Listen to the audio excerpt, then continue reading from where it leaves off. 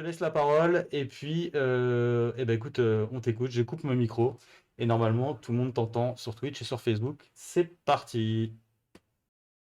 OK, ben, voilà, moi je m'appelle, Clément. Ça fait pas mal d'années maintenant que j'ai des plantes carnivores, mais on va dire que j'ai commencé un peu en touriste au début et que j'en ai tué pas mal, avant de m'y intéresser vraiment. Et après c'est un peu comme tous les autres loisirs, hein, une fois qu'on a mis le doigt dedans, on est un peu à fond. Moi au début je cultivais des champignons essentiellement. Et c'était cool, mais bon, c'est pas hyper, vivant, et les plantes carnivores, j'ai trouvé ça vraiment génial. Et donc je m'y suis mis à fond dedans et puis je me suis mis à lire un peu tous les articles et toutes les news, et l'an dernier, il y a une news, bah, qui a fait un peu le tour, de tout le monde, hein. Tout le monde l'a vu, quoi. Il y avait pas besoin d'aller chercher les parutions scientifiques, qui était sur le fait qu'une plante qui était vachement connue, donc le Triantha occidentalis, était probablement une plante carnivore. Donc, en gros, alors il y a une belle latence entre Twitch et ce que je vous dis, donc ça va peut-être être un peu plus difficile à suivre pour moi. En gros, je vais vous présenter le Triantha occidentalis, plus particulièrement, mais globalement tout le genre Triantha, parce que toutes les plantes sont intéressantes. Je vais vous faire un petit focus sur le côté, vraiment, plante carnivore, du Triantha, occidentalis, et à la fin, on finira, on fera une petite conclusion sur les conditions de culture.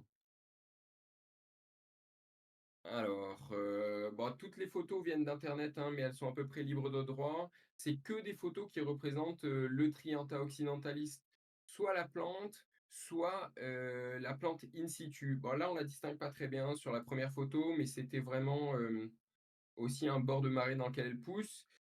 Les herbiers, c'est des herbiers du Royal Botanical Garden de Kew. C'est que des herbiers de Triantha occidentalis. Donc la description de la plante, c'est un peu la description, botanique. Alors,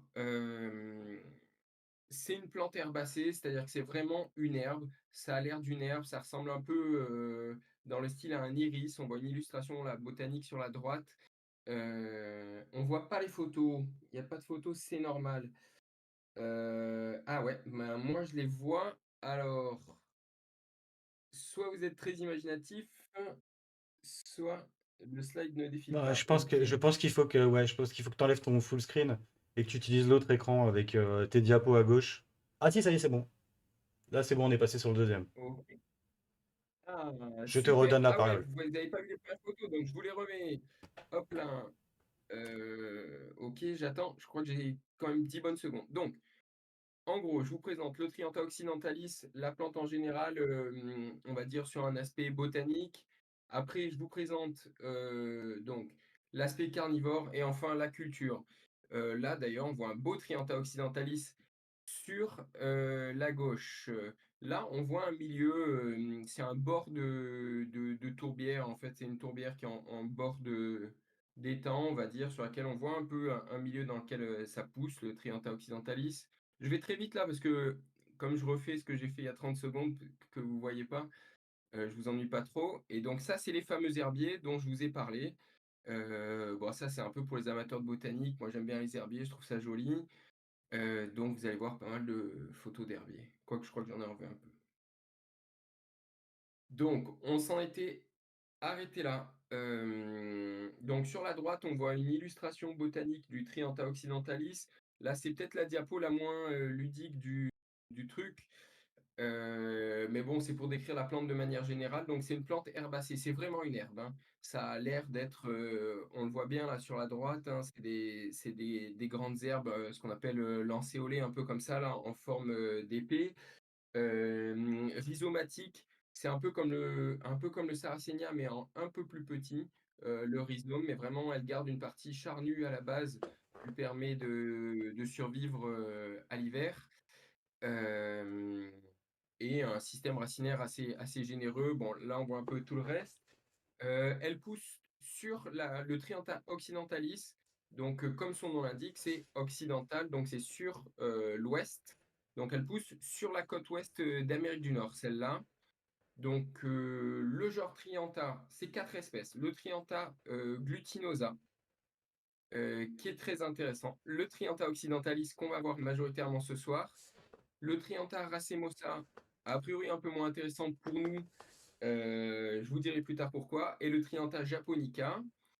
Euh, voilà. Le Trianta occidentalis, je vais très très vite là-dessus, mais c'est parce que c'est pas ce qui va vous transcender tout de suite. Mais il y a 3 sous-espèces. Là maintenant qui arrive en culture, a priori, c'est du Trianta occidentalis, hein, de sous-espèce. Il vient vraiment de l'ouest des États-Unis. Sinon, il y a une espèce, on va dire une sous-espèce plus endémique du Montana, un peu plus en condition highland, vraiment, on va dire un peu plus proche du Darlingtonia. Et le Brevistilla qui a une assez grande aire de répartition, c'est juste que les styles de la plante sont plus petits. Alors, la diapo suivante. Donc là, on voit une photo du Brevistilla qui va donc de l'Alaska à l'Oregon. C'est quand même très au nord, plutôt des coins froids. C'est tout des Trianta occidentalis, ça, hein, c'est tout des plantes carnivores. Là, on voit un Trianta occidentalis donc du Montana. Donc là, ça va carrément du sud-est de l'Alaska au nord-ouest des États-Unis, hein. C'est une aire de répartition un peu plus petite et globalement un climat montagnard ou continental, mais en tout cas pas océanique. Et le Trianta occidentalis, sous-espèce occidentalis, celui qu'on voit le plus, en fait, c'est celui qui pousse globalement plutôt sur la côte, du sud-ouest de l'Oregon au centre de la Californie, donc plus au sud. Et on dirait des fleurs d'ail. Ouais, on dirait des fleurs d'ail. Donc, et ça pousse quand même plus au sud, donc dans des conditions météorologiques, on va dire un climat un peu plus chaud. On verra ça plus tard. Donc là, on voit assez bien en fait, hein, le fait que ce soit une plante herbacée. Globalement, quand il y a pas la fleur, ça ressemble un peu à n'importe quelle mauvaise herbe qui pousse en bord de tourbière.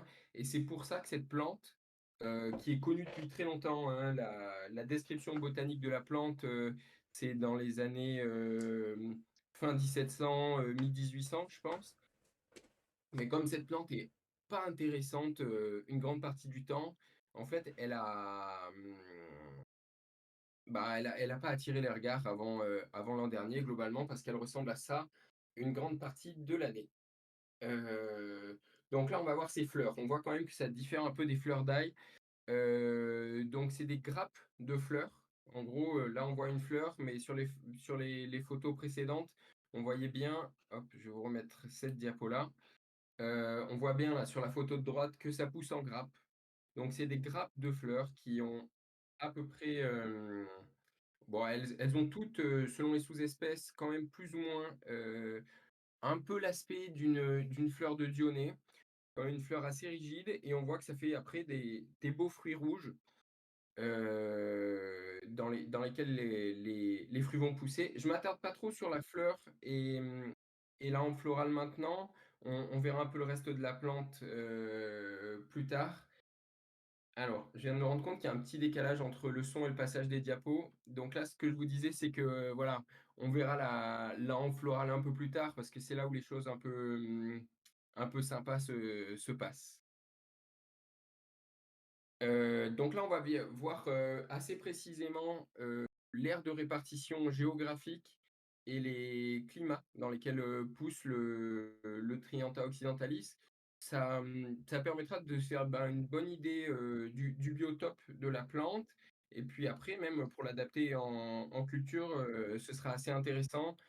Et de manière générale, pour comprendre le cycle de vie d'une plante, son cycle de culture aussi. Je trouve que c'est intéressant d'avoir une connaissance assez, bon, assez générale, mais quand même relativement précise de là où elle pousse et dans quelles conditions. Alors, ça, c'est là, partout là où il y a des Trianta, les plantes du genre Trianta, donc on voit que c'est quand même globalement l'Amérique du Nord. Là, il manque l'Alaska sur cette photo. C'est donc toute l'Amérique du Nord et le Japon. On voit sur les cartes, on a souvent l'impression que le Japon, c'est loin, c'est de l'autre côté, c'est à l'est des cartes, sauf que la Terre, c'est un globe et en fait, le Japon, il est juste à l'ouest des États-Unis donc le bras de mer entre le Trianta occidentalis, sous-espèce occidentalis, en fait, est très petit avec le Trianta japonica, hein, le côté japonais. Et on voit quand même qu'il y en a pas spécialement à l'intérieur des terres. Après, il n'y a pas eu d'études sur l'influence, une affinité, on va dire côtière, pour l'instant. Donc, rapidement, je vous fais toutes les espèces du genre Trianta parce qu'elles sont toutes intéressantes. Ça, c'est le Trianta japonica. À mon goût, c'est le plus beau. C'est introuvable, pour l'instant dans le commerce. Il est beaucoup plus rose que le Trianta, occidentalis, en fait, qui est plutôt jaune, et le Trianta japonica rosea, là, c'est celui qu'on voit sur la droite. Bon là, les photos sont assez petites, hein, et puis on peut pas en mettre 50, mais c'est vraiment une plante magnifique, qui pousse très bien en tourbière, même en plante décorative. Donc, si vous voulez vous le fournir, je vous le conseille parce que c'est très beau et je pense qu'on aura des surprises, assez vite, là-dessus. Alors, hop là, là où il y a des Trianta, donc le Trianta racemosa, hem, ça pousse au sud-est des États-Unis, c'est un climat assez chaud. C'est la plante sur laquelle on va le moins s'attarder ce soir, mais en gros, c'est un Trianta qui colle pas beaucoup. Et on voit que très au nord, donc là, on a le Trianta glutinosa, qui couvre vraiment, l'Amérique du Nord, et là, la carte est un peu coupée, mais ça prend bien le Canada. Et Trianta glutinosa, en fait, on va dire que c'est le suffixe latin pour dire, qui colle. Nous, dans le sud, on dit qui pègue, c'est un peu l'aspect des Drosera. Donc ça aussi, c'est une plante intéressante dont on discutera un peu plus tard. Et donc, là, on voit tout le Trianta occidentalis. C'est la carte que j'ai le plus complétée. Bon, complétée un peu de façon artisanale, hein, ça ressemble un peu à un montage Paint qu'on aurait fait dans les années 90. Mais, donc on voit bien, le côté occidental, hein, c'est complètement la côte ouest des États-Unis. Ça part quand même vraiment au sud, hein, donc d'un climat quand même franchement chaud, sans vrai hiver, et ça arrive, dans les chaînes montagneuses de l'Alaska avec, un hiver qui domine la majeure partie de l'année. Donc, c'est une plante extrêmement polyvalente, avec une aire de répartition, qui couvre, une quantité de climats, énorme. On verra ça, tout à l'heure. Alors il faut savoir que ces cartes-là, les 3 cartes qu'on voit, c'est, des cartes de sites de botanistes, américains, et notamment celle ça se voit bien sur celle de droite. Chaque petit point rouge, c'est des endroits où le Trianta, occidentalis a été observé de façon confirmée. C'est-à-dire que sur internet, vous pouvez trouver des photos d'observation à cet endroit-là. C'est même pas des estimations, hein. Ces cartes, elles sont assez précises, et je les trouve pas mal pour ça.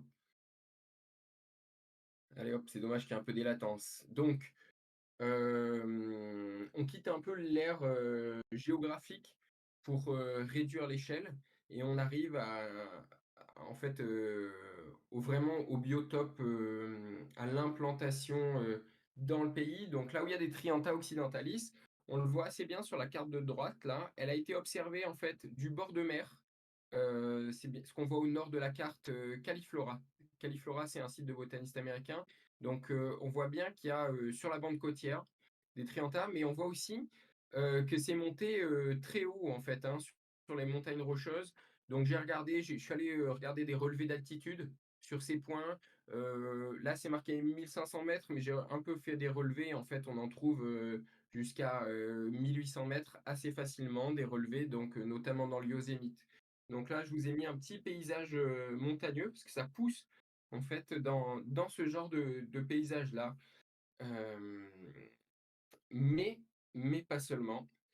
On en trouve au bord de la mer. Donc, là, la photo de gauche, c'est Home Bay en Californie. Et en fait, juste un peu là dans les prés verts qui sont un peu derrière, là, au second plan, derrière, il y a des espèces de petits marais, et dans ces marais-là, bah, il y a des Trianta occidentalis qui ont été, observés et référencés. Donc là, on voit vraiment que c'est des endroits, heu, c'est pas un climat méditerranéen du tout, en fait, donc je vais pas du tout dire ça, mais c'est un vrai climat océanique plutôt chaud, la Californie, la côte californienne. Mais on voit aussi que ça, comment ça s'appelle? Que ça pousse. On en a observé à Lake Tahoe, en Californie.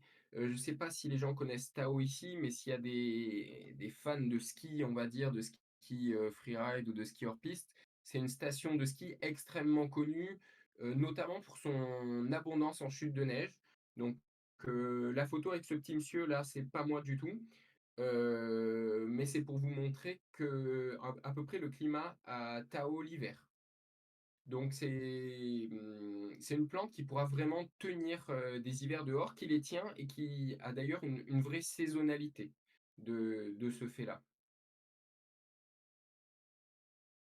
Allez hop, donc quand même, même si on l'a observée, en bord de mer, heu, elle est plutôt, on voit la concentration d'observation, je vais peut-être revenir un peu, hop, sur une diapo d'avant.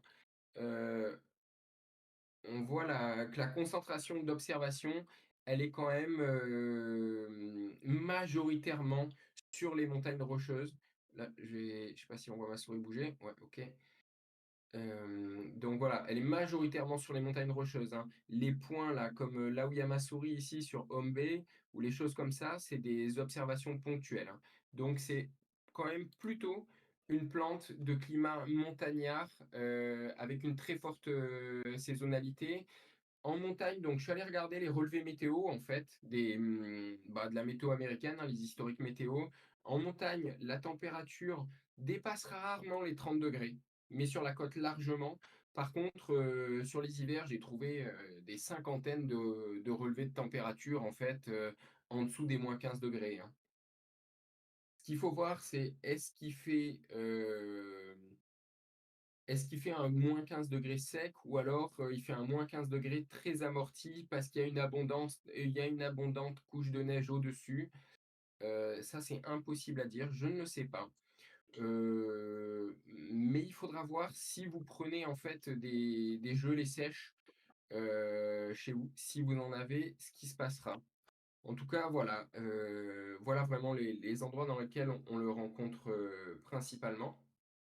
Donc là, j'ai repris un peu là où il y a des Trianta, je réduis encore l'échelle. Donc on a fait, le continent, puis après, les zones géographiques dans le continent avec, un peu l'océan, un peu la montagne et là, on va prendre vraiment les biotopes en eux-mêmes.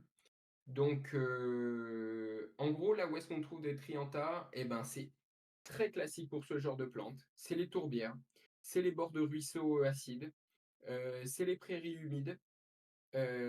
Ça pousse pas mal dans la Sphaigne, et dans les clairières marécageuses. D'ailleurs, on voit là, par exemple, in situ, un Triantha racemosa qui pousse avec des Sarracenia, hem, que j'ai eu un peu de mal à identifier. Ça ressemble peut-être un peu à des rubras, mais bon, j'ai pas voulu dire de bêtises, donc je l'ai pas dit. Et le Triantha glutinosa qu'on voit là, la photo est un peu coupée, mais en fait, il pousse en bord de ruisseau. Vraiment, c'est un peu typique des photos aussi, qu'on voit de Darlingtonia en bord de ruisseau in situ. Bon, c'est vraiment les biotopes classiques pour trouver des plantes carnivores. Alors, je n'arrive plus à scroller. Tac, donc voilà, ben, des photos de tourbières. Donc là, je me suis dit que j'allais parler, par l'exemple.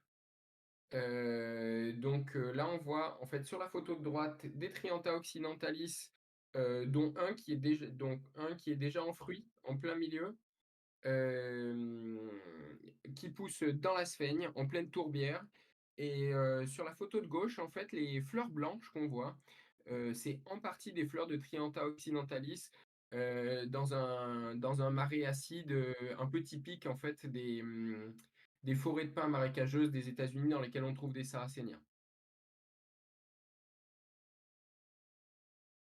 Hop là, je vous remets une petite photo. Donc là, c'est voilà, c'est des bords de ruisseaux, on va aller assez vite, hein. Mais là, on voit bien des Trianta occidentalis en fruits. Au milieu, je vous ai mis une photo de Trianta occidentalis, en fait. Euh, enfin, on dirait une photo de Drosera, mais vous verrez juste dessous, là où je fais tourner ma souris. Hop, là, voilà. Là où je fais tourner ma souris, ça, c'est des pousses de Trianta occidentalis, hein, donc ça pousse vraiment dans les biotopes caractéristiques des Drosera. D'ailleurs, sur la photo de droite, on voit en fait des petits patchs rouges là, hop, de Drosera qui poussent dans le même endroit que les Trianta occidentalis qu'on voit avec les fleurs blanches. Alors là où il y a des Trianta occidentalis, et j'ai bien aimé présenter ça parce que c'est moins connu même pour les autres plantes carnivores, mais c'est les marais calcaires. En fait, c'est des biotopes extrêmement pauvres en nutriments. Donc assez propices aux plantes carnivores, dans lesquelles on trouve surtout des pinguicula. Ponctuellement, on peut trouver des Trianta occidentalis et de façon assez intéressante, de temps en temps. Ça a été référencé au Canada. On peut trouver des Sarracenia purpurea. S'il y a des gens qui sont intéressés, ils pourront m'envoyer un message sur Facebook, je pourrais leur envoyer les articles. Et donc là, je vous ai mis en fait en bas, là, ici, une photo dans laquelle on voit des fleurs de purpurea en train de s'ouvrir au bord d'un marais calcaire et un petit bouquet de fleurs de Trianta occidentalis ici, là, en fleurs. Ce qui compte en fait pour le biotope, c'est comme toutes les autres plantes carnivores, d'avoir des milieux en fait extrêmement pauvres en nutriments. Ça me permet de faire ma transition en fait sur la suite un peu. Parce que ce qui permet aux plantes d'acquérir des nutriments, c'est souvent des glandes. Alors, on va parler de la hampe florale en fait du Trianta occidentalis. C'est un peu ça qui a fait du bruit. Parce que enfin, on le développera un peu plus tard, hein. Je vais vous montrer un peu des. Qu'est-ce qu'elle n'aime pas? Ouais, je vais vous dire ce qu'elle n'aime pas. Juste là, je vous ai. Alors, c'est vraiment un peu une petite blague de gens qui aiment bien les plantes.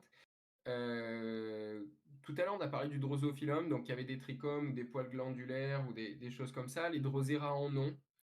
Les Trianta occidentalis en ont. Et c'est ça qui a intéressé les scientifiques. Et là, toutes les photos en fait de poils glandulaires que je vous ai mis, ça n'a rien à voir. C'est que des plantes non carnivores qui ont un aspect de plantes carnivores au microscope. C'est essentiellement des photos de plantes de cannabis là, parce que c'est ce que j'ai trouvé. Je trouvais ça très rigolo. Je vous confirme que le cannabis n'est pas carnivore. J'en cultive pas, mais il y a des études là-dessus. Donc là, on attaque en fait la hampe florale du Trianta occidentalis, enfin des Trianta en général. Là, c'est le. Donc, on va faire la hampe florale du genre Trianta. Et un peu plus tard, je vous expliquerai pourquoi j'ai fait tous les Trianta.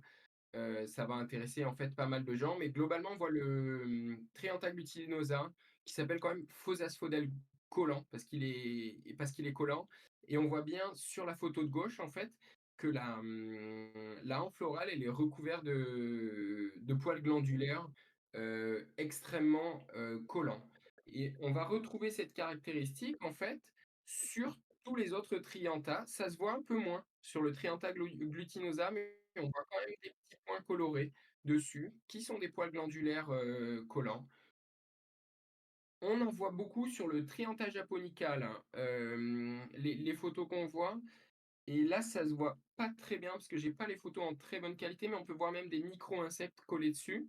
Mais on retrouve en fait sur tout le genre Trianta euh, ces poils glandulaires collants. Et là, on arrive au Trianta occidentalis.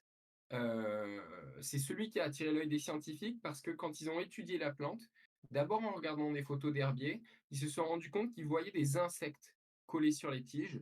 Et donc, bah, ils sont allés les voir in situ. Et là, on peut voir en fait que sur la hampe florale, on voit pas mal d'insectes qui sont restés collés sur ces poils glandulaires. Hop là. Donc, euh, donc cette hampe florale, alors je vais vous dire pourquoi je vous dis ça, hein. Il y a pas de poils glandulaires, il y a aucun système, collant sur le reste de la plante et c'est ce que je disais au début de la présentation, c'est que c'est pour ça qu'elle a pas intéressé les gens. On voit un peu là sur, la cette photo-là, on voit les feuilles en fait. Sur les feuilles, il y a rien qui colle et sur les autres, on voit en fait des poils glandulaires sur la hampe florale. Donc globalement, c'est une floraison typique, hein, heu, de la fin de printemps au début de l'automne. La, hampe florale est couverte et elle pousse avec ses poils glandulaires. C'est pas une fois qu'elle a fini d'émerger de la plante qu'on va avoir ce système, collant qui va se développer, hein. Et une fois que la hampe florale est complètement en fruit et sèche, là, comme on voit sur la photo de droite, bah, le système de piège, en fait, est sec comme, bah, comme n'importe quelle plante sèche, en fait, hein. Elle va faire ses graines. Je pense que je suis allé un peu vite là-dessus, mais je vais essayer de développer un peu plus, en fait, le côté carnivore qu'on verra tout à l'heure. Hop là, donc bah, là, c'est des images qui sont toutes extraites de l'étude, en fait, qui a démontré le côté, carnivore du Triantha occidentalis. Hem, hop là, donc le mécanisme du piège, heu, alors le problème, c'est que j'ai plus la vision sur mes diapositives. Je regarde juste, voilà. OK. Donc, voilà, je vous ai mis des photos de Triantha occidentalis avec comment ça s'appelle? Avec des insectes collés dessus. Hop, alors le problème, c'est que j'ai des sauts de diapos maintenant. Donc c'est, un piège à glu, qui est un piège à glu, en fait, un peu comme les Drosera, un peu comme toutes ces plantes, qui collent. C'est plus proche physiologiquement, hem, du piège de l'aspect d'une, Pinguicula. C'est-à-dire que alors là, ça va peut-être être un poil plus technique, mais on va dire que la plupart des plantes à piège collant, elles possèdent 2 types de glandes en surface de leurs, feuilles. Une pour, une pour coller, pour attirer et coller et une glande pour la digestion. On va dire que les Pinguicula, globalement, bah, elles ont aussi plusieurs types de glandes, mais globalement, la feuille de Pinguicula est beaucoup plus perméable au transfert, d'azote depuis l'extérieur. Le transfert d'azote se fait directement à travers la paroi.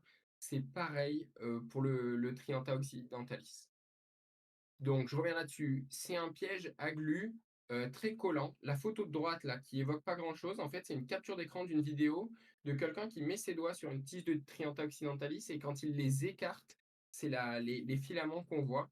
En fait, c'est la glu qui reste collée entre ses doigts et la tige, hein. Donc on voit qu'il y a vraiment un côté très collant et c'est un piège complètement passif. C'est-à-dire que l'insecte vient, se pose sur la tige, hem et il reste collé et plus il se débat, en fait, plus il va adhérer à la tige, mais il y a aucun mouvement de la plante, aucun mouvement des glandes.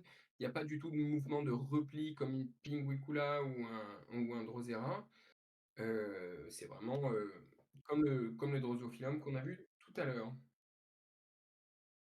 Alors, bon, là, on va attaquer des trucs un peu enfin, c'est pas je vais essayer de vulgariser. C'est pas spécialement technique, mais ça intéresse peut-être un peu moins les gens qui sont moins, passionnés de l'aspect, botanique et consommation de ressources par les plantes carnivores. Je vais essayer de rendre quand même ça intéressant. En gros, ce qui a permis, notamment de confirmer que les Triantha occidentalis sont des plantes carnivores, ce qui a attiré l'attention des scientifiques, c'est qu'elles sécrètent une enzyme qui est du phosphatase.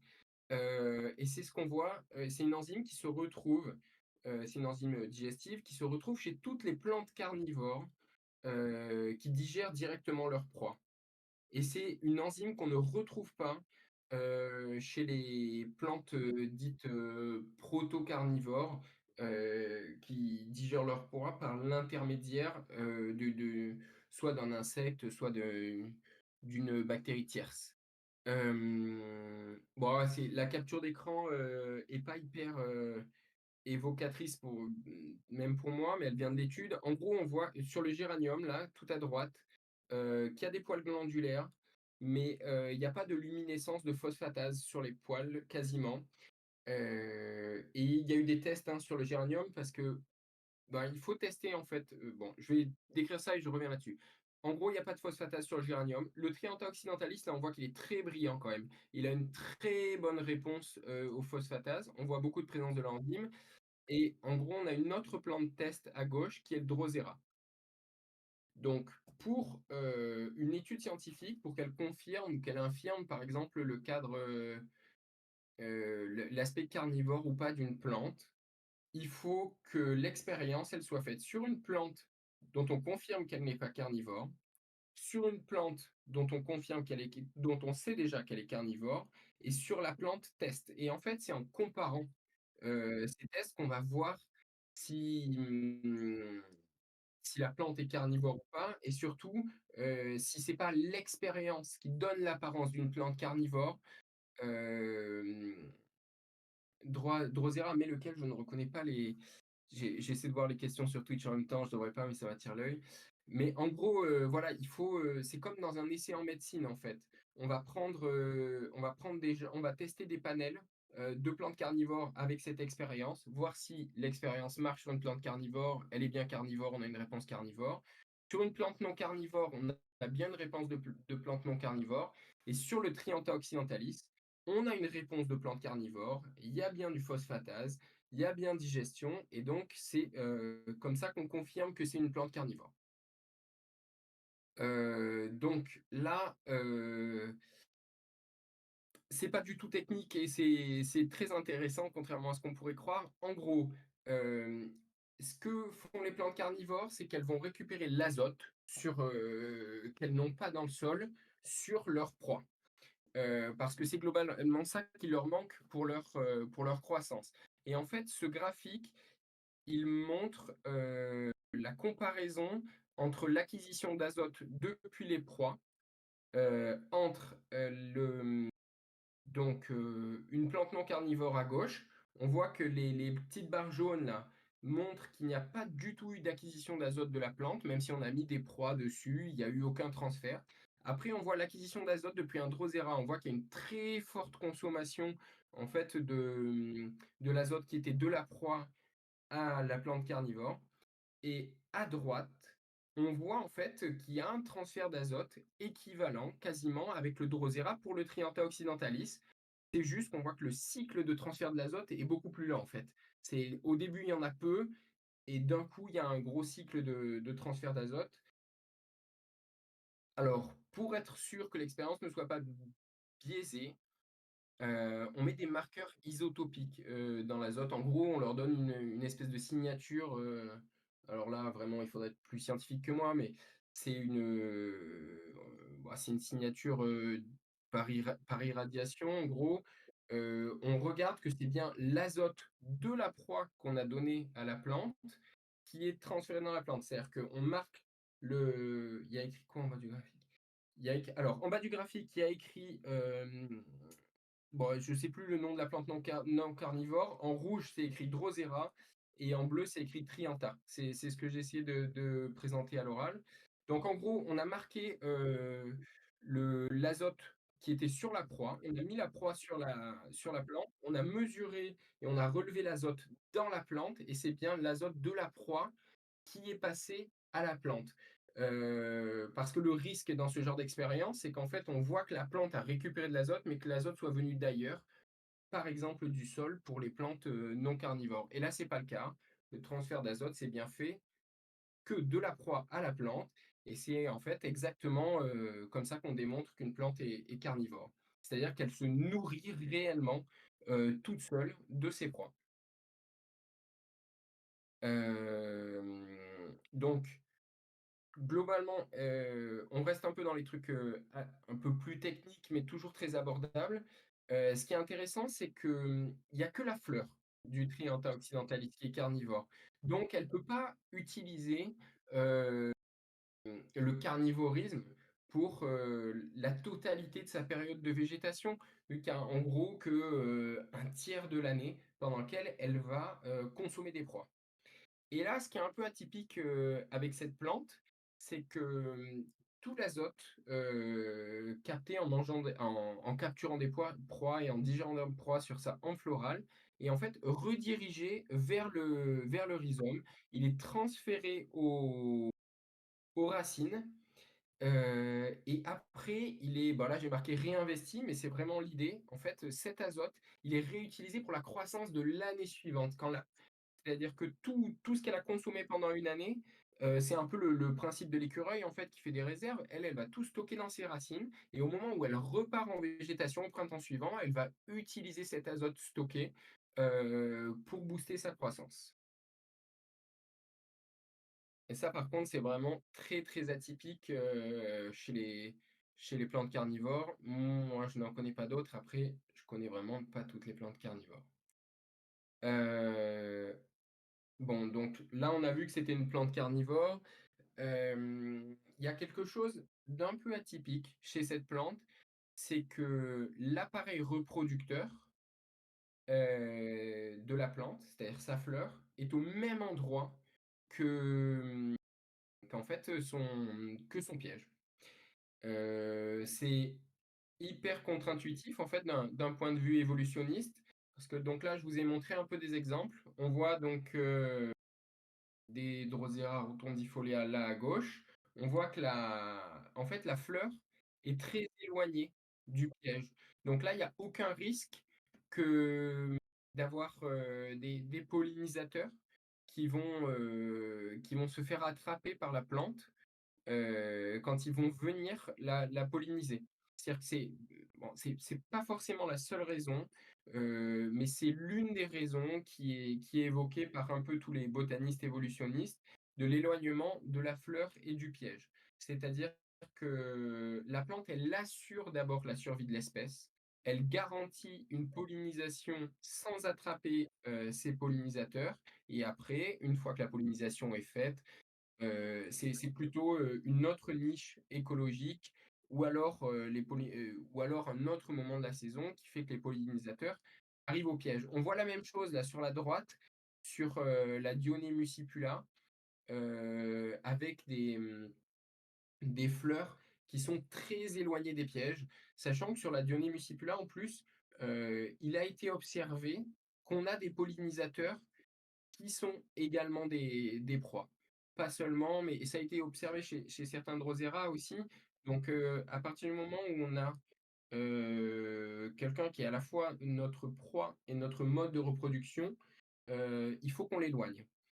Heu, là, en fait, la plante, elle a tout mélangé. Elle a tout mis au même endroit. Hem Alors elle, son mode de discrimination entre le pollinisateur et la proie, c'est un peu ce que je vous ai montré là, avec cette photo de papillon. C'est-à-dire qu'elle a de très gros pollinisateurs, c'est plutôt des bourdons, des abeilles assez grosses, c'est-à-dire pas des petites abeilles, solitaires, mais plutôt donc ce qui a été relevé, hein, dans les études, sur les pollinisateurs, c'est beaucoup de gros papillons, des bourdons et des abeilles d'assez grande taille, alors que ses proies, c'est plutôt, des moustiques, des moucherons, des choses comme ça et alors que ce soit dans le milieu naturel ou en herbier, on n'a jamais, référencé de gros pollinisateurs collés sur les tiges et ce qui a été observé par les scientifiques pendant qu'ils faisaient les études, pendant qu'ils observaient in situ les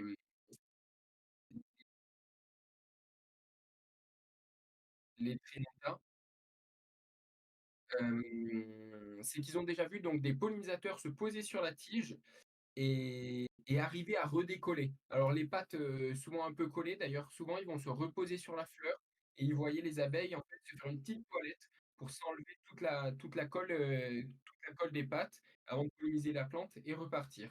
Et donc on va dire que la niche écologique du Trianta et un peu son originalité évolutionniste, c'est une discrimination, proie pollinisateur par le fait qu'elle a un piège qui n'est que modérément gluant, qui n'est pas trop gluant. En fait, on pourrait penser qu'une plante carnivore, elle a tout intérêt à avoir un piège le plus gluant possible pour attirer le plus de proies possible, mais non.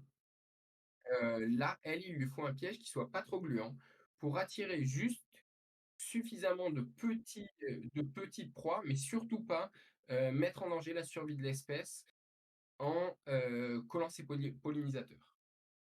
Alors, là, on va refaire, parce que là, donc, je fais une petite partie sur les axes, futurs d'études et on va refaire un peu des sauts en arrière dans la présentation.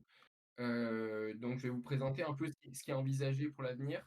Alors je vous le dis, c'est pas du tout des Trianta, hein, en culture in vitro, c'est juste que alors hop là, axe futur d'études, ouais, c'est ça.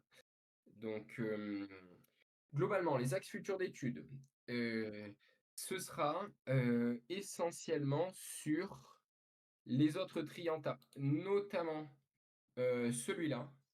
Donc, quand je vous mettais les axes futurs d'études, c'est, l'un des principaux axes, c'est de revenir étudier, en fait, le Trianta glutinosa, qui est, le Trianta le plus collant du genre Trianta. C'est-à-dire qu'il est plus adhésif que le Trianta occidentalis. Pour l'instant, l'étude, elle a porté que sur le Trianta occidentalis. D'abord sur la sous-espèce occidentalis, maintenant étendue à toutes les espèces, mais les autres Trianta n'ont pas été étudiés. Et moi, pourquoi j'ai insisté un peu sur les autres Trianta? C'est parce qu'en fait, ils sont tous couverts de poils glandulaires, et notamment le Trianta japonica et le Trianta glutinosa sont vraiment très adhésifs et a priori, la même équipe, qui a décrit donc le Trianta occidentalis comme, carnivore, va revenir faire les mêmes expériences sur le Trianta glutinosa et là, je dois l'avoir ici, le Trianta japonica. Là, on voit vraiment bien donc, des poils glandulaires, et donc, ils soupçonnent que ces plantes-là aussi seraient carnivores. Donc c'est pour ça que je disais qu'il y a des gens qui seraient intéressés. Non seulement ils auront de très belles plantes chez eux, mais ils auront des plantes probablement carnivores aussi. Et là, je vous avais mis une petite photo de Triantha racemosa et cette plante-là, elle les intéresse vachement moins parce qu'on n'a, aucune fois référencé comme ayant adhéré à ces tiges, que ce soit en herbier ou dans la nature.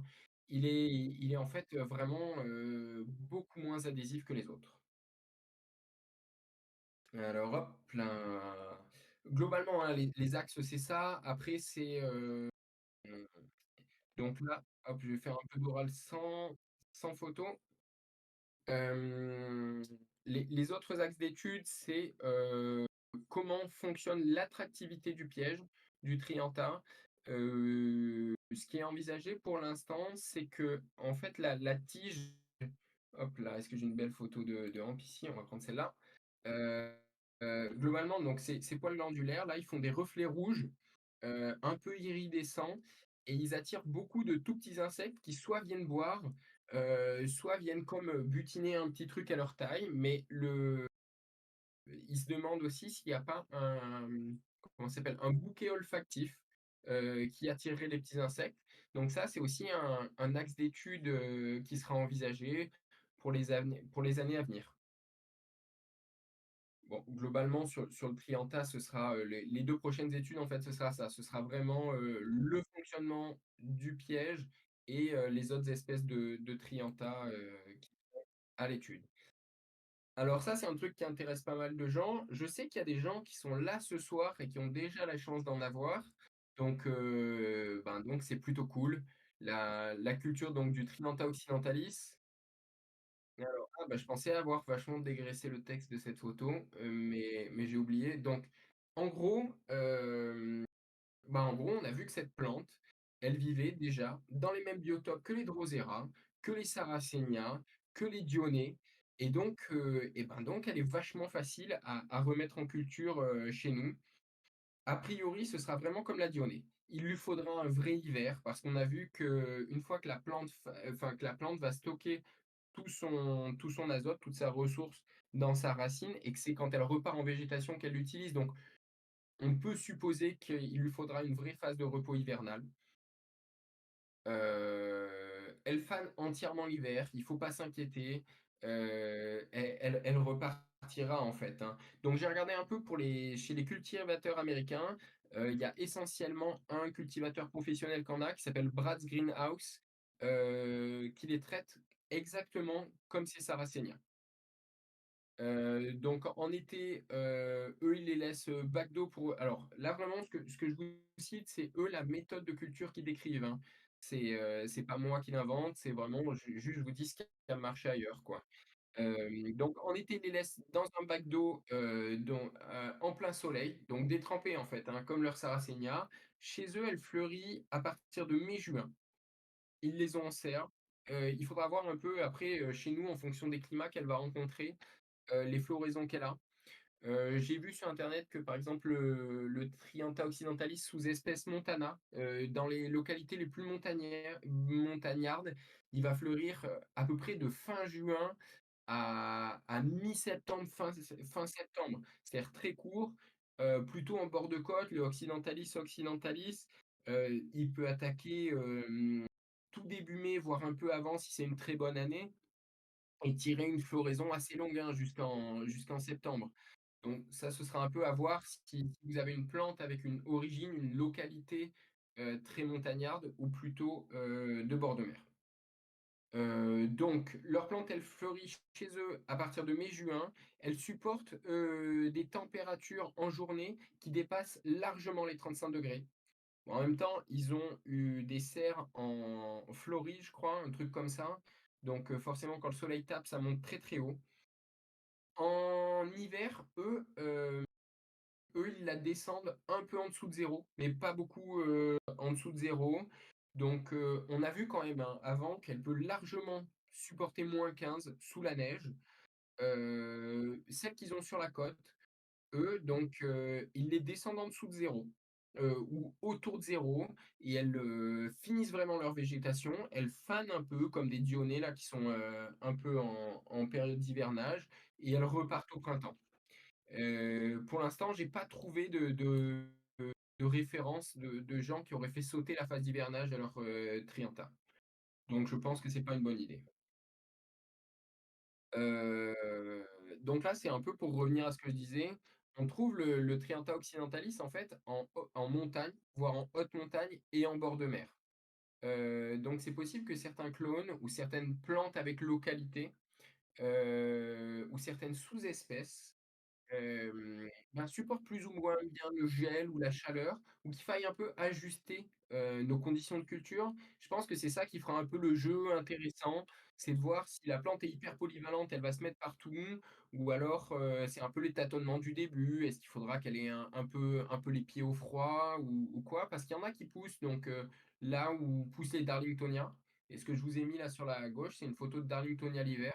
Donc là, le Darlingtonia vraiment l'hiver, il prend des conditions, extrêmes, hein. C'est vraiment de la haute montagne ou alors il y a voilà, il y en a qui poussent un peu là où poussent les minors.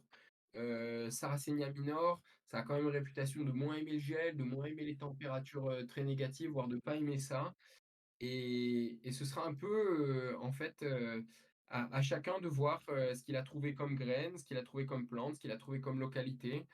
Ce qu'il a trouvé comme sous-espèce pour ajuster sa culture. Mais globalement, on peut dire qu'on peut s'aligner sur la Dionée et le Sarracenia de manière générale pour que ça marche. Alors là, c'est, en fait des petits tips pour des gens qui voudraient acquérir des graines. Moi, j'en avais acheté par l'intermédiaire d'un ami que j'ai aux US, mais elles se sont perdues, dans le courrier entre la France et les US. J'avais acheté, je sais plus, un truc comme 80 graines là, 8 sachets de 10 graines chez, Native Seeds. Donc là, en fait, je vous ai mis, 3 vendeurs. En gros, c'est Native Seeds, ça s'appelle, Clamatskyou Seeds. C'est un site sur lequel on trouve des graines de Triantha occidentalis. Northwest Meadowscapes, et Brad Greenhouse qui, lui, ne vend pas des graines, mais vend carrément des plants. Après, il faut arriver à se les faire importer. Je crois qu'il y a des vendeurs européens qui en ont distribué. Moi, si ça a été le cas, j'ai raté le truc, mais comme je sais qu'il y a des gens qui en ont, ils pourront peut-être, vous renseigner. un peu plus et heu et ben, voilà, c'était tout ce que je voulais vous dire. Je suis à votre disposition pour répondre à vos questions. Je vais juste essayer de vous trouver une un peu plus jolie photo pour finir. Ouais, on va vous mettre ça. Ah non, ça c'est les marais calcaires. Ouais, j'ai une passion pour les marais calcaires, et les sarracénias qui poussent dans le calcaire. Mais voilà, je vais vous mettre ça là, du Triantha occidentalis qui pousse dans la sphaigne et je pourrais répondre, à vos questions. Merci beaucoup, Clément. Est-ce que tu peux fermer le partage d'écran, qu'on se mette tous les deux à l'écran sur Twitch, que je puisse te poser les questions et qu'on ait le chat en même temps? Comme ça, je Là, vais pouvoir activer. tac, Écoute, c'est c'est arrivé. parfait. Alors attends, c'est pas bon pour moi. Hop, si je fais ça, c'est mieux. Voilà, je me vois Tac, en devant. voilà. Voilà, t'es mieux comme ça. Je vais descendre même un petit peu si tu veux. Hop, c'est ce live-là. Tac. Et si je fais ça, est-ce que je suis Ouais. bon? Désolé Ouais, si je suis allé un peu vite sur certaines diapos. En fait, j'ai dû changer le format d'écran entre celui sur lequel je l'ai préparé, qui est un grand écran, et ma tablette, et je pouvais pas mettre mon diaporama et mes notes en même temps. pas de Mais je souci. Je pense pense en que avoir. je pense que c'était parfait. Bah écoute, merci beaucoup parce que c'est jamais un exercice facile à faire. Merci aussi Alexis, hein, je ne lui ai pas dit, mais vous avez préparé tout ça, vous avez pris le temps, on en a discuté, vous avez préparé tout ça pendant plusieurs semaines et plusieurs mois. Et du coup, bah, je vous remercie encore une fois officiellement tous les deux d'être passés ce soir et de faire Ouais, partie de ce c'était projet parce que franchement, c'est cool. C'est franchement sympa c'était- d'avoir accepté ça. Bah écoute, on va pouvoir passer. Je remercie Sébastien Joliot, tiens. Je sais pas trop bien qui c'est, mais merci pour le folio, Sébastien. Tu nous permets d'atteindre les 50 followers, qui était notre dernier objectif. Et normalement, on devrait c'est pas bientôt passer le statut Twitch qui va bien, quoi. Alors, je vais te poser les questions que je vois dans le chat. Quels sont les ennemis des Trianta occidentalis? Est-ce qu'il y a des petites bêtes ah qui bah, mangent c'est ce genre de les plantes? plantes, hein.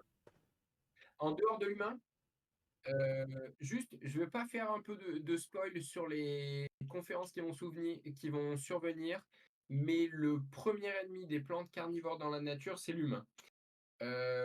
Parce que globalement, il y a beaucoup de grands chantiers aux États-Unis et on assèche beaucoup de zones humides. Et donc, en fait, quand on assèche une tourbière, tout meurt. Voilà. Et là, a priori, alors j'ai vu ça passer sur un forum américain. Depuis qu'on a dit que le Trianta occidentalis était carnivore, il y a eu vraiment pas mal de gens qui sont allés piller des plantes dans la nature pour en avoir chez eux. Et je crois que c'est la deuxième plus grosse menace pour les plantes carnivores. Sinon, après, c'est tous les parasites classiques, hein, qu'il y a dans la nature, quoi. C'est noté, merci beaucoup. Euh, Tu l'avais dit pour le graphique, c'est bon. Il y a Arthur qui nous dit, alors je sais plus à quel moment c'était, hein. Alors c'est dur de raccrocher ça à ton discours, mais ça pourrait aussi venir du fait que c'est une carnivore jeune d'un point de vue évolutionniste. Les poils collants proches des fleurs peuvent d'abord servir à les protéger des ravageurs et ensuite évoluer en piège. Ouais, Voilà. c'est exactement l'idée des scientifiques, parce que globalement, dans l'évolution des plantes carnivores, il y en a pas mal, et a priori, c'était pour celle-là, pour le cas aussi, hein, c'est que les poils, globalement, c'est de la défense, qu'il y a eu quelques poils collants dans les poils défensifs, donc des proies qui sont restées dessus, et les plantes qui ont le mieux survécu, c'est celles qui ont réussi à retirer de l'azote de ça. Ouais, ce serait l'idée. Ok, donc c'est Arthur qui nous précisait ça. Je remets bien ta webcam. Là, On c'est te la voit un grosse petit Arthur. peu mieux. Voilà. Ok, il y a Roganoy qui demande s'il existe une échelle du collage pour savoir si on peut qualifier facilement avec une échelle le collage Bah, des plantes. il y a pas d'échelle de collage, à mon avis, de référence comme ça. A priori, Gorgonia, ça colle énormément. Euh, le Drosophilum, ça colle un peu moins. Les Drosera, ça colle un petit peu moins. Et Trianta, ça colle un tout petit peu moins. Et comment ça s'appelle le Australian Trigger Plant, j'ai oublié le nom, ça colle encore moins. Voilà. C'est noté, merci. Il y a Rock qui demande aussi si c'est rare de l'avoir. cette plante dans sa Eh ben, collection? pour l'instant, Donc, c'est rare parce que les gens l'ont pas encore eu en collection, mais c'est un peu comme si, c'est un peu comme si en fait on découvrait que les iris encore il y en a beaucoup, mais qu'une plante un peu classique que personne n'a chez lui, d'un coup on se rend compte qu'elle est hyper intéressante. Donc, ben, l'année où on s'en rend compte, elle n'est pas encore dispo dans le commerce, elle n'est pas encore trop dans les collections. Et ça viendra assez vite. Mais pour l'instant, il y en a pas et puis comme c'est une plante d'Amérique du Nord et qu'il faut des passeports sanitaires pour leur faire traverser, l'océan et tout, ben, il faut attendre un peu. c'est noté. Bon, il y a pas mal de monde qui te remercie, hein, qui dit que c'est super intéressant. Merci beaucoup. On a une petite question d'Arthur, petite question hors contexte. J'ai pas suivi le tout début de ta présentation, mais est-ce que tu travailles sur le sujet où tu as participé aux études qui ont décrit le caractère carnivore de ces plantes? Alors, mais j'ai vu que ça correspond un peu aussi à une question qu'a posée Sébastien un peu plus loin. Alors, j'ai pas du tout participé aux études.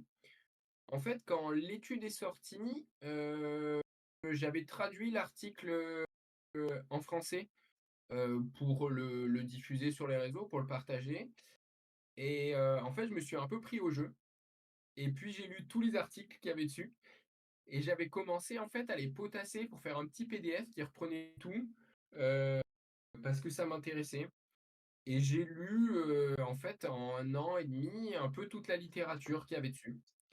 Et en fait, cette conférence a été un peu l'occasion pour moi de tout relire et de tout réorganiser et puis d'actualiser un peu ce qui s'est fait avec les derniers articles et voilà. Mais donc pour répondre à la question de Sébastien, ouais, j'ai tout trouvé sur internet. Il a fallu que j'aille un peu parfois sur des sites spécialisés comme ResearchGate ou des sites d'universités, américaines ou des choses comme ça pour retrouver les articles, les publications scientifiques originales et après il faut parler un peu anglais et il faut prendre le temps de traduire l'anglais botanique. Mais on trouve tout, vu que pour l'instant, c'est que des études publiées. Et il faut savoir qu'avant d'être carnivore, quand même, il y avait des botanistes qui avaient décrit l'étrianta de manière générale comme plante non carnivore. Et donc, il y avait pas mal de choses là-dessus.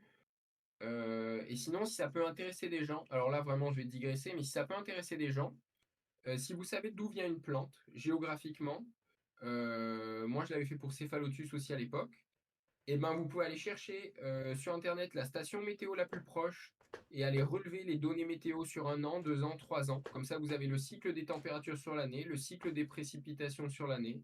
Moi, c'est ce que j'ai fait pour le Triantha occidentalis. Après, je suis allé sur Google Maps. Je suis allé regarder des captures d'écran des biotopes. Je suis allé regarder les excursions de groupes de botanistes, voir là où ils en avaient trouvé. Et voilà. C'est marrant, j'ai fait la C'est même un chose avec peu, les c'est un peu. Éléophora. Quand j'ai monté mon terrarium d'Éléophora, j'ai regardé les stations météo et les heures de pluie, les trucs comme ça. Effectivement, c'est super pratique, c'est en libre Ouais. service et puis ça permet d'avoir des infos ultra précises tout de suite, quoi. Sébastien avait une nouvelle question pour toi. C'est une plante qui pousse plutôt en tourbière stagnante ou plutôt en mouvement? Eh ben, je dirais les deux. Euh, alors, je dirais que ça m'a donné l'impression d'être des tourbières un peu propres, mais j'ai l'impression que les tourbières naturelles, quand même, le, l'eau est plus propre que dans les tourbières de culture. C'est-à-dire que c'est un peu renouvelé quand même, c'est un peu drainé par la pluie, tout ça. Mais j'ai vraiment vu des photos où ça poussait dans la tourbe, vraiment dans la tourbe, un peu dense. Et vraiment des photos où c'était en bord de ruisseau. Donc je pense que c'est un peu les deux. C'est vraiment assez proche du Sarracénia qu'on voit parfois vraiment en bord de cours d'eau. Et, et des fois vraiment en tourbière. Par contre, j'ai vu aucune photo euh, où c'était des cours d'eau avec un fort courant, comme on peut voir parfois sur certains Darlingtoniens. J'ai jamais vu de photo avec un gros courant. D'accord, très bien. Eh bien, écoute, je crois qu'on a fait le tour. Ah, si, il y a une question encore de J'ai une question. Sébastien, pas de souci. Ouais. Tu connais les tailles des hampes florales des différentes espèces? Alors, 2 secondes. Je me demande si je ne l'ai pas noté dans un de mes brouillons. Je vais regarder. Alors, brouillon numéro 1. Non, j'ai pas noté les différences entre les espèces. Euh, ouais, je dirais que ça fait quand même une bonne trentaine de centimètres. J'ai noté quelque part la description botanique de la hampe florale. Alors, est-ce que je l'ai là? Hop là, 1879. J'ai remis Non, rapidement les liens vers nos réseaux sociaux pendant que tu cherches. Si tu cherches effectivement ça, j'ai remis le lien vers Facebook, YouTube. Qu'est-ce que je vous dire d'autre? J'en profite. Bah, je vois non, qu'il y a 13 personnes. j'ai pas Ouais. ouais, j'ai pas noté les tailles des hampes florales. J'ai l'impression à l'échelle que ça fait quand même un bon 30 centimètres au moins.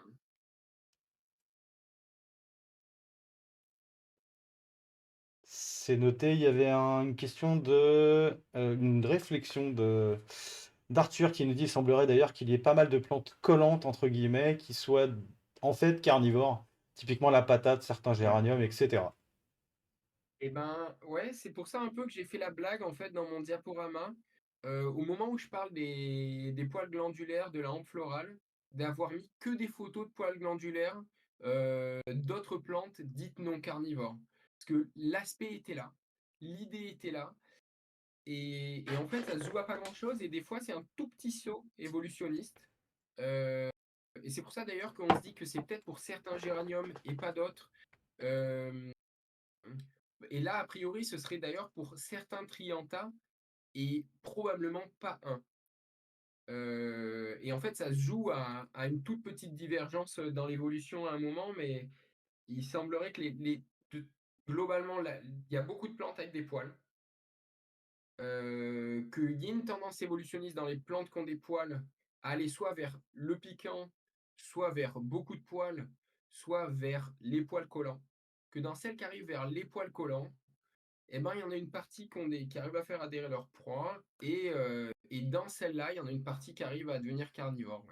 Ouais, ouais, ouais, je suis tout à fait d'accord avec Arthur, c'est hyper intéressant, ça me passionne beaucoup. Si j'avais le temps, je regarderais ça, mais bon. Il y a Sébastien qui demande si tu la cultives, visiblement pas pour l'instant. Et non, toutes T'as mes pas reçu graines tes sont dans graines l'océan donc, Atlantique. c'était ça, voilà. Si c'est perdu en chemin, bah écoute, bientôt, hein, on te le souhaite en tout cas. Bah c'est parfait. Euh, Ok, pas de problème pour te reconnecter, Alexis, tout à l'heure. Arthur, Euh, je vois ta question, ouais, prochaine conf sur l'évolution des plantes carnivores. Alors, j'avoue que c'est un peu mon projet latin. J'adorerais faire ça.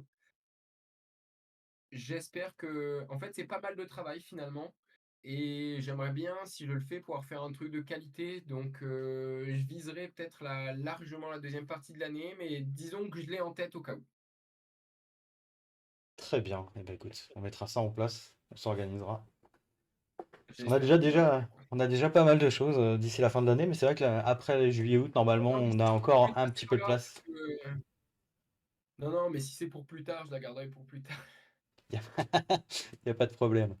Bah écoutez, je pense qu'on a fait le tour des questions, je crois. C'était parfait, merci beaucoup. J'ai remis dans le chat le lien vers notre Facebook, vers notre YouTube. Je fais un petit peu de forçage, hein, vous m'excusez. Si vous voulez nous follow, on est arrivé à 50 followers, c'est cool, on va pouvoir donc vous activer des choses. On a aussi dans notre page Twitch principale la possibilité de faire des dons pour nos conférences, c'est-à-dire que vous pouvez donner avec PayPal 1, 2, 5 euros, ce que vous voulez. Et ça va nous permettre donc d'augmenter la qualité de nos streams, de peut-être pouvoir nous acheter un abonnement payant chez Zoom par exemple. Si jamais on voit que ça marche mieux Discord, pouvoir peut-être acheter des micros qui permettent de les passer de conférencier en conférencier suivant les semaines, etc. Donc voilà, si jamais vous voulez nous faire, je vais nous faire un tout petit peu de pub. Je vais aller, alors où c'est déjà? Hop, je vais essayer de remettre le lien. Est-ce qu'on va le retrouver? Hop, je vous remets le lien pour les dons et normalement bientôt on devrait attaquer la partie abonnement aussi. Alors, est-ce que c'est là? Hop. C'est ici. Tac, je vous remets le lien du faire un don. Hop, copier le lien.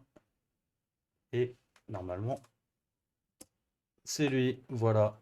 Si jamais il y a besoin, vous Et, cliquez sur le petit lien et puis vous pouvez participer je à rebondis un notre coup sur enrichissement. Ouais, vas-y. je rebondis un coup sur le dernier message d'Arthur. Ben, merci à toi, Arthur, aussi. Et merci en fait à toute la communauté, quand même, des amateurs de plantes carnivores. Parce que c'est en échangeant comme ça, je pense aux vidéos de Sébastien, à toutes les conversations qu'on peut tous avoir, qu'on progresse, qu'on se donne envie d'aller plus loin. Et merci à tous les gens qui se connectent aussi, hein, parce que finalement, c'est quand même pas mal de boulot, et puis on est assez passionnés, donc c'est vraiment cool d'échanger tous ensemble. Merci à tous. Oui, Sébastien, les 3 vendeurs que j'ai trouvés vendent seulement le Occidentalis, à ma connaissance.